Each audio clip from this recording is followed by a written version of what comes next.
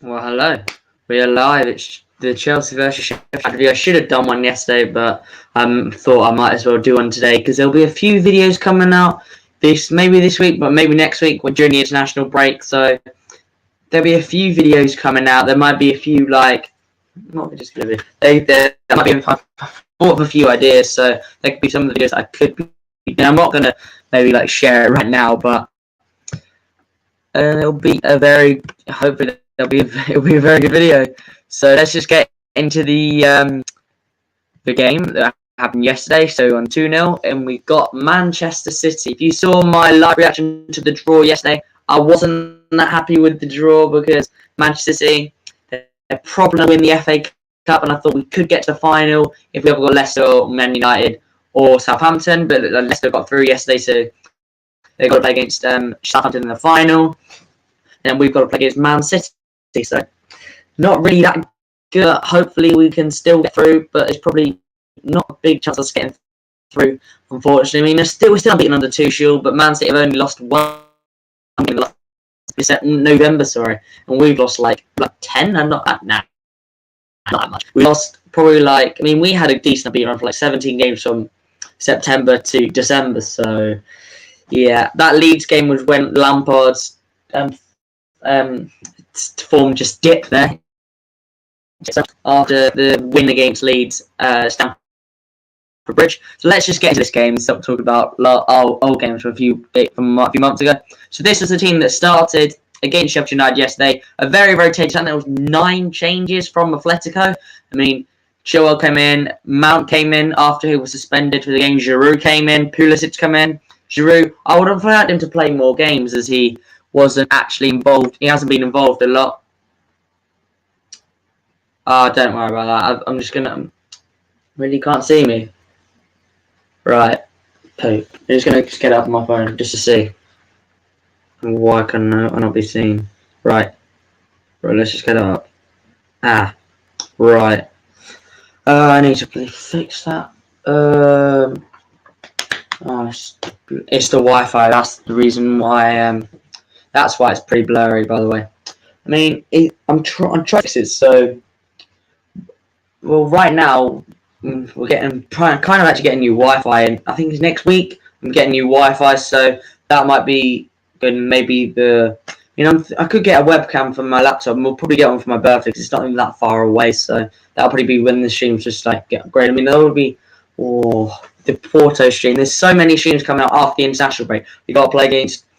Who we got? We got to play against West Brom on the 3rd. We got to play against Porto on the 6th. We got to play against Porto again. Oh no, Porto on the 7th. Sorry, and then Porto on the 13th. Day before my birthday.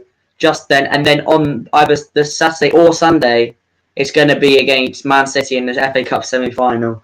Oh my God, that week's just going to be the most nerve-wracking week of my life. I mean, this week was because of the Atletico game, but oh my God, Jesus. I was even very, very nervous. Jesus.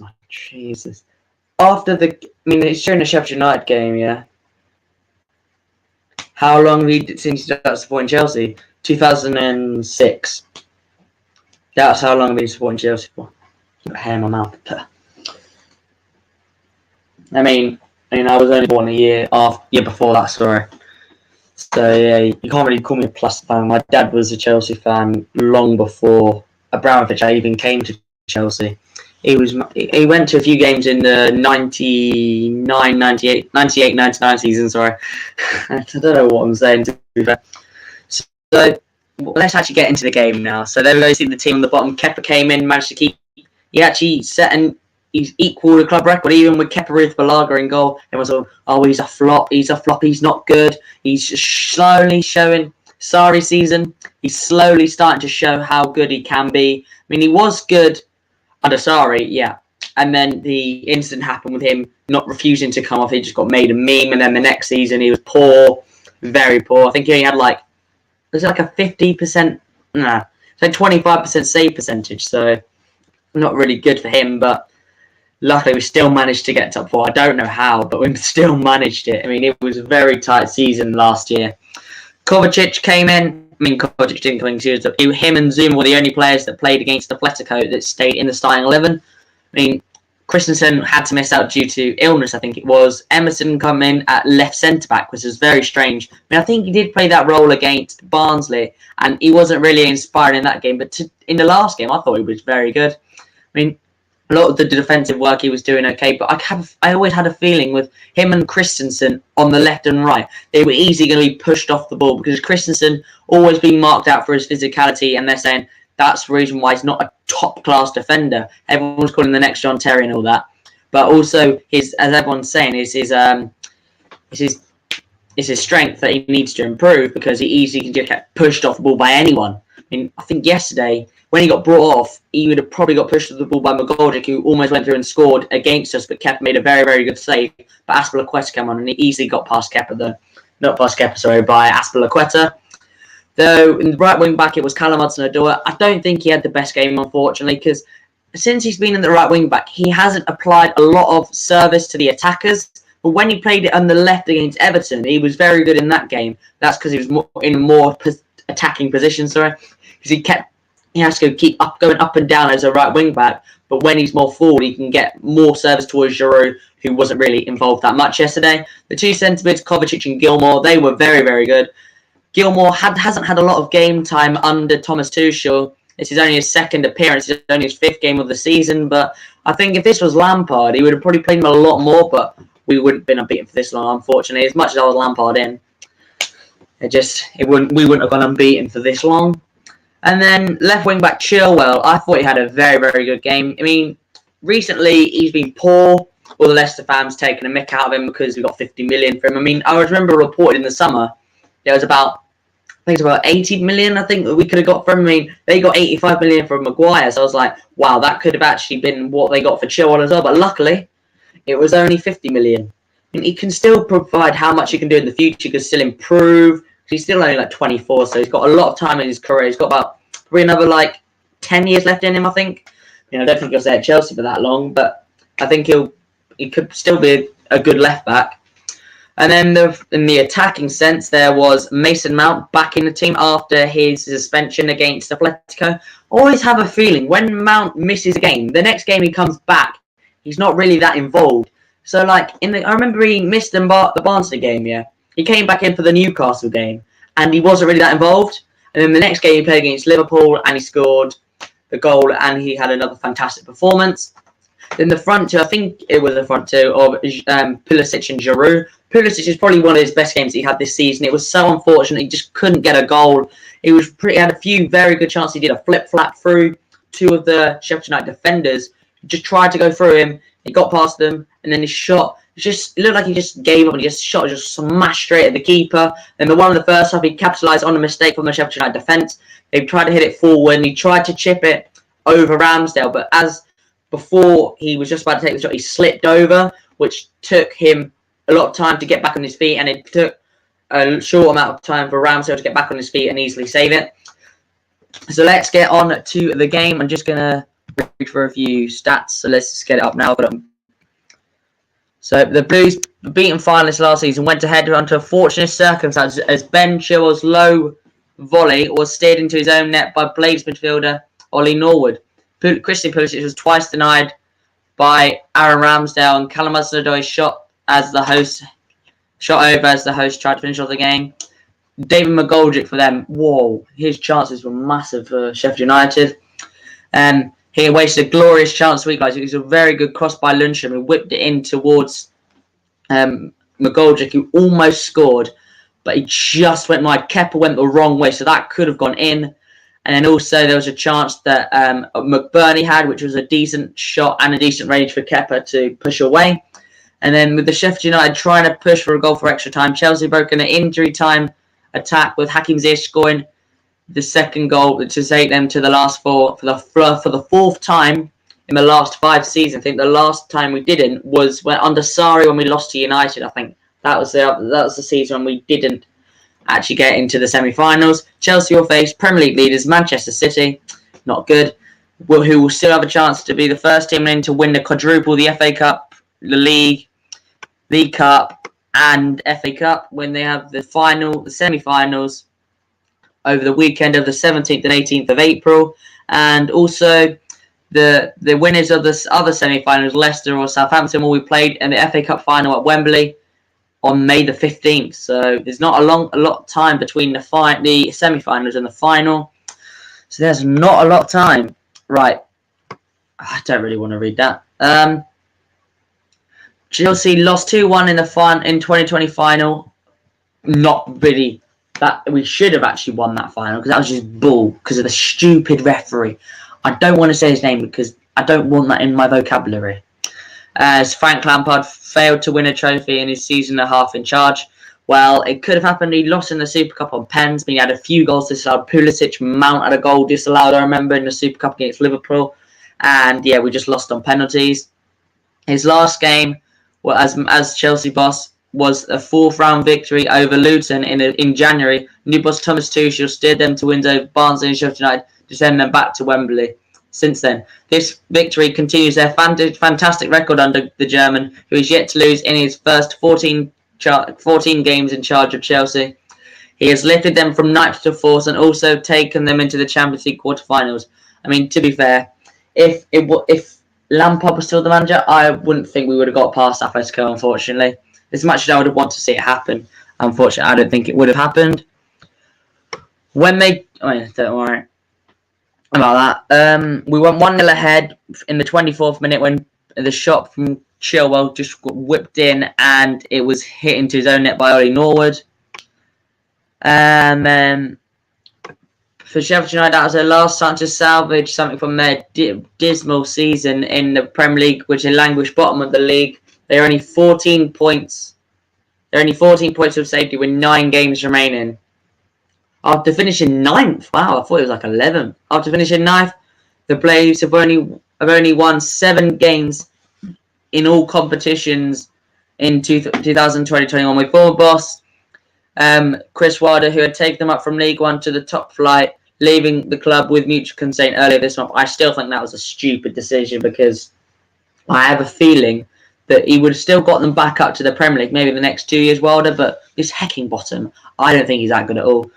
This is only Paul Heckingbottom's second game in charge as caretaker manager, following Wilder's departure after being thrashed 5-0 by Leicester. He got smashed 5-0 by them. Heckingbottom, jeez, I've gone on motorbikes. It's crazy out there. Heckingbottom was without defender Chris Basham and Billy Sharp because of injuries at Sawyer's side, putting a hard-working performance, but once again lacked the catching edge in front of goal. McGoldrick, back in the side after missing the last name due to a knee injury, had chances at the start and end of the first half. Had a shot straight at KEPA Balaga on both occasions. The Blaze, who have scored the fewest goals in the Premier League with 16 goals in 29 games. That's how many goals Werner got in the season. He's got like 10 goals and 7 assists, so we've scored more. Werner, he's got more goal involvements than Sheffield United do in the Premier League. Jeez. They should have actually equalised with a chance from a goal. It was free in the middle, but it sent his header wide, which was shocking. I'm surprised he didn't get that in. McBurney was also denied by KEPA, who could not breach the Chelsea defensive. Now conceded twice in only 2 months under Thomas Tuchel. That's 14 games played under Tuchel and 2 goals conceded. Tuchel keeping the hosts' 7th successive clean sheet in all competitions. That's almost the same as a record, actually. Chelsea have now won 10 out of their 14 games under Thomas Tuchel in brackets 2-4, of course that is, with only Man City winning 4 more matches in all competitions among all sides in the top 5 leagues since Thomas Tuchel's arrival. Sheffield United's defeat was their 24th of the season in all competitions, 10 more than they suffered last year, while in the top flight they only have more losses, 1 in the 1975-1976 season. Chelsea have progressed 25 and advanced to the semi-final for the 25th time, the 3rd most behind any club, with Everton with 26, Manchester United and Arsenal both with 30. Chelsea have now kept the clean sheet in their last 7 games. It's their best run since December 2005, also 7. Indeed, only once achieved before in the club's history when they managed to do the longest run and the longest consecutive clean sheets with 9 in Chelsea's first ever season in 1905. So that was pretty. Chelsea almost breaking a record here under Thomas Tuchel. Only 4 have conceded more own goals as competition than Sheffield United. Arsenal only conceded 4 more goals. Have only conceded 1 more own goal than Sheffield United this season. Sheffield United have exited the FA Cup quarter-final stage for the first time in back-to-back seasons since 1958-1959 under managers Archie Clark and John Harris. Not Chopper Harris, I thought that said. After 19 games without a goal in all competitions, Hakim Ziyech has now scored in back-to-back games for Chelsea. He has the same number of goals under Tuchel in 9 appearances than he had under Lampard in 17. Ooh, that's pretty crazy. That Ziyech has scored 4 goals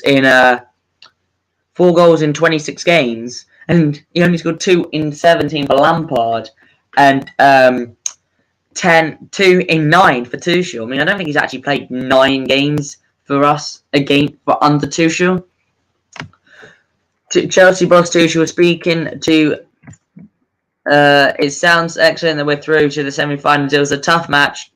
We had a good first half where we controlled everything. We lost control in the second half. We were clearly tired. After 14 consecutive games, I could feel we were tired, and we made many little faults. We're lucky to keep a clean sheet in the second half. I think it's the first time in 14 games we have looked tired. I mean, maybe the game against Barnsley was the other toughest game, and because Tottenham didn't give us a go, Liverpool didn't give us a go. They're especially the best 2 teams that we played, but even Sheffield United and Barnsley played a lot more with confidence than those 2 did. So let's just go on to the stats. Just going to get the stats off from the game. And also, I want to go over with the referee, because I think the referee was poor. He could have actually probably sent off Bulldog, because the amount of fouls they gave away 14 fouls, and not one of them was a yellow card. To be fair, it should have been a yellow card, but Bulldog, I think he should have been sent off. I think he slapped Ziyech in the face, but also when Rudiger just got elbowed in the chest and just went on the floor, and that got red card. It was just a little tap in the chest, but the one that was actually more harmful to Ziyech wasn't given as even a booking. I think VAR actually checked it. It could be for violent conduct, but it actually didn't get given. So let's get into the stats now. We had 63% possession. They had 37%. We always have the most possession in all the games. We normally have over 50%, which is good under Thomas Tuchel, because in the part of the second half, it was actually 50-50 possession. It was neck and neck in most of the second half. We had 8 shots, 3 on target. They had 7 shots, 4 on target. We would have had 4 on target if their own goal didn't go in, if that hit off like Emerson or something, because it was close to him, but it didn't go off him. So we had 2 corners, they had 4. They had chances from corners. I remember they had a chance. Jagielka had a header. It was a dipping header that was flicked on by one of their other defenders, and his header was just pretty too high, but luckily KEPA caught it. I don't think it was going in, but it was close to anyway. We only committed 8 fouls, and I think did we get a yellow card? I don't think we did. They committed 14 fouls when they didn't get a yellow card either. I'm very shocked that they didn't get a yellow card, because they deserved to get 1, if I'm being honest. Maybe I'll just go up. Nah, they didn't get a yellow card. They probably should have got 1, but they didn't. It's very disappointing that they didn't get a yellow card.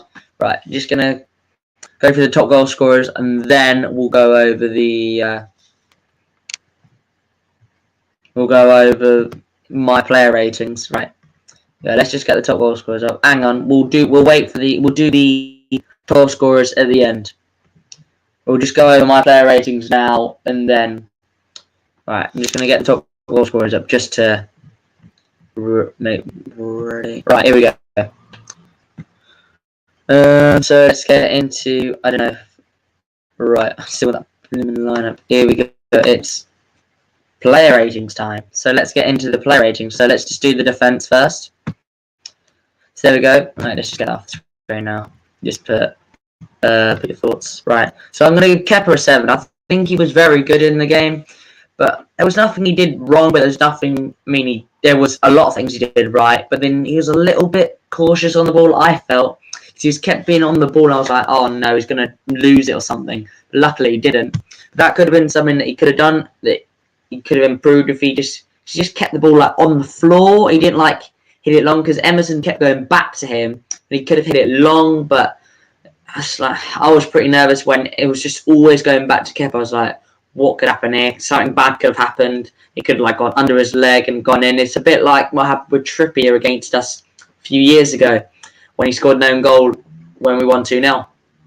Christensen, I thought he was good, but it was just looked like any time he was on the ball, he looked a bit nervous. I was like, oh no. I mean, he didn't play against Atletico. Maybe he's just trying to get back in the rhythm of things. I mean, he only played like an hour after him missing the game against Atletico midweek. So I think Tuchel was just trying to get him back involved. Zuma, central, very, very good. I'm going to give him a 7.5. He was brilliant. I mean, he made a few blocks with the chance at the end. Oh, Jesus.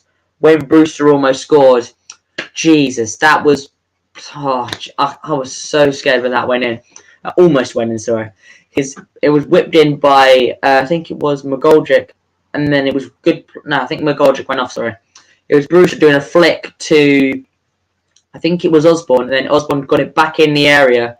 And then it just went into the middle, and then Zuma just kicked it away, and then Brewster just smashed it, and it just went wide. I was like, that's probably the only mistake I think he did in the game. He had a few chances, he just kicked it out for throw-ins, which was good, but luckily it didn't actually amount to anything. Emerson, left centre-back, I think he was decent. I mean, he wasn't really that good, but when the defensive side of things, he was good. I mean, attacking, like, you can't really say, because he wasn't really in an attacking position. So I think I'll give Zuma a 7.2. Well, let's go on to the midfield now. The wing backs and the centre mid. Right, so I'm going to give Hudson-Odoi a 7.5. I don't think that was his best game. Sorry, 6.5. No, let's just go with that. I think he was pretty poor. He looked like he was trying to get it towards Giroud, but also just always looked like Gil was just passing out wide to him, just trying to whip it in towards Giroud. But Giroud was just like a passenger all game, unfortunately. So I'm going to give him a 6.5. Gilmore was very, very good. I think he was the best out of the whole midfield. He probably Chelsea's best player. All the passes he was doing, I thought it was harsh that he got brought off, because I thought it was one of our best players. He kept spraying passes that wide, which is what he's good at, which is good, because after him not having a lot of game time under Tuchel, it's good to see him doing well. Kovacic, boom, good player, good game I think he had, but I don't think he had a better game than Gilmore. And Ben Chilwell, I thought this was his best game in a long time. Let's just get the stats up. I got a stat thing on my phone, so let's just get the stats up. Right, let's just have a look at the stats, because I got a screenshot of what his stats were. So here we are. So Ben Chilwell played 90 minutes. He had 48 completed passes, 91.4%. He got 1 assist, 1 key pass, 1 big chance created, 1 own goal caused, which was the Norwood own goal. He made 6 tackles and intercepted twice. He cleared the ball 4 times. He won 9 out of his 11 ground duels. He won 2 out of his 3 area duels and won 2 free kicks, which I think was his best performance in a long time. So I am going to give him a 7.4. Maybe it deserves more, but in my opinion, I think it deserves a 7.4 rating. So let's just go into the front three. It's either a 3-4-1-2 or a 3-4-2-1. So I'm going to give Mason Mount a 6.7. He was not really involved again. I mean, he was captain, so I have to give him a higher rating than I have done. I mean, what I haven't done, but what he should be. But I'm just giving him a 6.7. He tried to get involved. He played like 3 different positions. He was playing centre mid, he was playing in the cam, and he was playing up front for a bit while Giroud went off. So I'm going to give him a 6.7 because he wasn't really involved as he normally is. Pulisic, I'm going to give an 8. It's his best performance in ages, in my opinion. Best performance since the FA Cup final. So he was good, but it's just missing that goal. I think he just looked like he just lost a little bit of confidence just in front of goal. I mean, unfortunately, he slipped over for the chance, but he could have scored it. If he didn't slip, that was definitely a certain goal, in my opinion. And then Giroud, passenger all game, unfortunately. I would have liked to see him getting more into the game, but he tried to get in the game, but unfortunately it didn't happen. So, substitutes, Substitutes, Havertz, 6.8. He wasn't involved. I couldn't even have given him a rating because I didn't think it was poor. I just think he wasn't really as involved as the other players when he came off the bench. Ziyech was good, scored the goal. He was involved. He got slapped in the face by Bulldog as well. So I'm going to give him a 7. Kante came on just to try and slow the game down because they were absolutely just trying to get a goal. They were so close to getting one, so he had to bring on Kante just to try and slow them from going forward. And it kind of worked, but it kind of didn't. ASWELL looked weak when he came on, so I'm going to give him a 7 out of 10 because that's what he normally plays like. Even though he looked weak when he came on, he looked worse when he came on for Christensen. 6.9 for Reece James. He didn't look good at all for some reason. Maybe it's a chance because when he starts, he's good, but when he comes to the bench, he looks a bit poor. So let's just go over the goal scores just to finish off the stream. All right, so let's just get that up and right. So let's just do the top goal scorers and the top. I mean, I was going to say top assists, but it's going to be on there anyway. So Tammy Abraham's our top goal scorer with 12 goals and 4 assists in 30 games. I think that's still good. He's just coming back from his injury. I think he's gonna be back after the international break, which is good. I mean, we've been playing well without a vocal striker like Giroud, Abraham. I mean, with Havertz, it looks way better, in my opinion. I mean, as much as I like Abraham and I like Giroud, I think it works better without them both playing. Unfortunately, Giroud, our second top goal scorer with 11 goals in 24 games, which is a very good record. Werner, our third top goal scorer, 10 goals and 7 assists. He's actually got more goal contributions than Sheffield United do in the whole Premier League. Jorginho, our fourth top goal scorer, 7 goals, which they were all from the penalty spot, of course. Mount with 6 goals, 5 assists. Havertz with 5 goals, 5 assists. Hudson-Odoi with 5 goals, 4 assists. Ziyech with 4 goals, 4 assists. Zuma with 4 goals.